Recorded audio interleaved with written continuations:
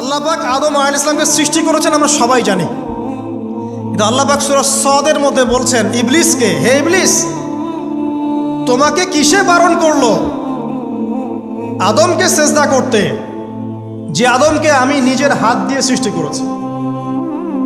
আল্লাহ রাব্বুল আলামিন যে আমাদেরকে এত যত্ন করে ভালোবেসে সৃষ্টি করেছেন, এটা কি আল্লাহ পাকের দয়ার নিদর্শন নয়? মহাবিশ্বের অন্য কোনো মাখলুক সৃষ্টির ব্যাপারে আল্লাহ পাক বলেন নাই খলাকতু বিয়াদাই, আমি নিজ হাতে তাকে সৃষ্টি করেছি।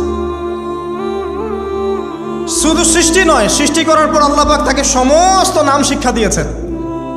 এই যে জ্ঞান শিক্ষা দেওয়া, জ্ঞান, এটা আল্লাহ পাকের সবচেয়ে বড় নিদর্শনগুলোর মধ্যে অন্যতম। এবং আল্লাহ পাকের সবচেয়ে বড় দয়া, আমার মত এটা, মানব জাতির উপরে আল্লাহ পাকের সবচেয়ে বড় দয়াটা হচ্ছে কি জানেন? আল্লাহ পাক আমাদেরকে জ্ঞান শিক্ষা দিয়েছেন, ওহী নাজিল করেছেন। এটা সব কিছুর ঊর্ধ্বে।